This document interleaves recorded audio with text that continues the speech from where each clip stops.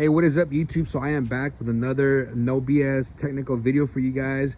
And on this video, we're gonna go over the fuel system upgrades that we are doing to the 62 Chevy 2 Nova. So let's talk about it. So we dropped the tank and we are gonna replace this 255 liter per hour fuel pump from CPP. I'm not sure who makes it. I doubt CPP makes it. It might be a rebranded fuel pump, but we don't know how long it's been in there and we don't know how long it's gonna last.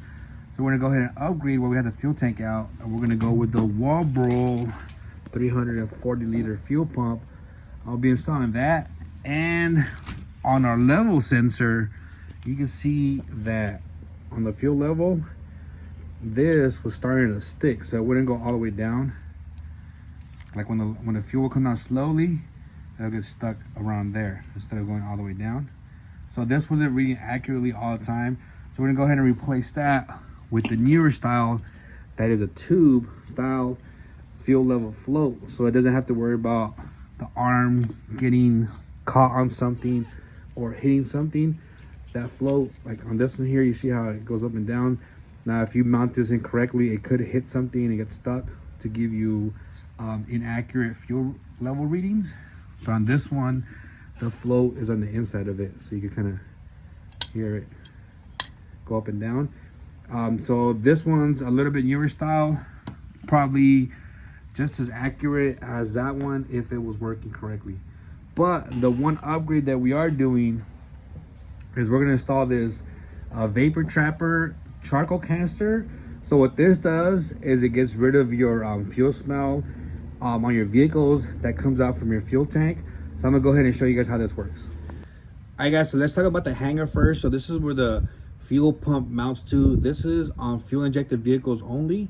So you can see you have three different ports on top. You have the R, which is the return. You have the S, which is a supply. And then you have the V, which is a vent. Some of them will have an optional check valve here for this vent. What it does, the check valve does is this way, it'll be open and the little ball, it's sitting on the bottom. And whenever this flips over, the ball falls down and it seals it off. What that is for is called a rollover check valve. So in case your vehicle rolls over, this will just plug it up so that way you don't have vehicle leaking. That was a common issue back like in the 70s and 60s where vehicles were, if they rolled over, they would just leak out the gas, and then you get the action scenes from the movies where the whole car blows up. So on the return side, you can see this tube here comes down, and on the inside of the fuel tank, if it's made for fuel injection, you have a little bowl where the pump sits at, right? So you have your fuel pump here. Let me get the old one. Similar setup. So you can see where the fuel pump's at here. Here's your return. What they should have done on this setup is cut the tube right around here instead of letting it come all the way out. They should have cut it right here, and then this fuel pump actually sits in a bowl and it has a mesh filter on the bottom. And that's where it sucks up fuel pump. It sucks up fuel from here and it sits in a bowl, so that way it always has fuel that's able to suck up. And the fuel does two things. It keeps it cool. Well, obviously it fuels your engine, but it also, the bowl, the fuel pump sitting there keeps your fuel pump cool, because obviously you can't get no airflow from outside, but just sitting in the gas, it actually keeps it fuel cool so it doesn't overheat on you. So on this one, you can see the power cables go to the bottom, these tabs here, and then they go through and put the power on the outside.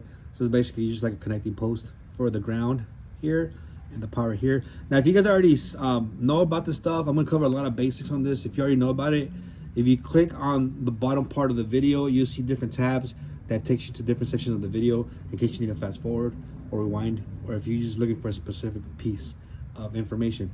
So again, you have the S, which is a supply. This is where the fuel pump sucks it in, push it out that way, and then you have your return. Whatever it doesn't use, after it hits a fuel pressure regulator, it'll come back here, drop it back off here, and then it just keeps going over and over again. Again, here's your vent port. So a lot of times you get that fuel smell from here because this is venting. So remember guys, as your fuel goes down, so let's say you have a full tank, right? If you start using and driving your vehicle and the fuel starts going down, you need to replace that, the fuel that's been used, with air. So you need to allow air to go into the fuel tank somehow. That's where the vent comes in.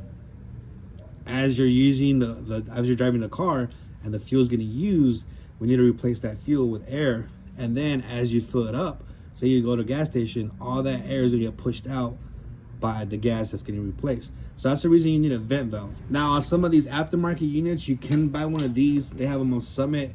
I think they have them at Tanks Inc. They have a few different websites. So you can hear, that's the valve here. So for some reason, this doesn't come with a checkover, like a rollover valve, like this one does not. If it does not come with it, you want to add this in case you have a vehicle rollover. It'll still block it out. This, whenever you mount it, you want to make sure it's higher than your fuel tank. Now between your vent hose and your rollover valve, you're gonna mount your vapor trapper. So all the air that's coming out of the fuel tank, it's gonna come out of this hose here in the middle. Coming out of this hose, it's gonna connect to one side of the vapor trapper. Then on the other side, the hose is gonna come out and connect to your rollover valve. The same thing with the vapor trapper, guys. You wanna mount it as high as you can. You wanna definitely mount it up higher than your fuel tank. If not, if for some reason this is mounted lower and fuel goes in that vent hose, like let's say you fill up your fuel tank and it's completely full, and then fuel goes over in that vent hose because you're driving or you swerve or whatever, as the fuel goes through that vent hose, when it goes through here, it's going to ruin this, and it's also going to create a suction in the fuel tank. So it's going to just start dripping out continuously, and it's going to start sucking out the fuel from this hose. So you want to make sure you mount it higher.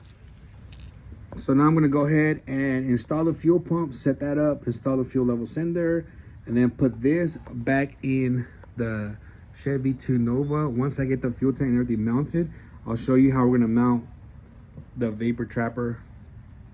And you can see the vapor trapper is hooked up to the fuel tank, and the new fuel pump's installed along with its own independent relay, so we make sure it gets a full battery voltage when it's running. All right, guys, so that is it. It's pretty simple install. Just install the vapor trapper in between your vent hose on your fuel tank and your rollover valve if you have one. If you want to get rid of that fuel smell when you're driving a classic vehicle, definitely pick up one of these vapor trappers, and you can pick them up at vaportrapper.com.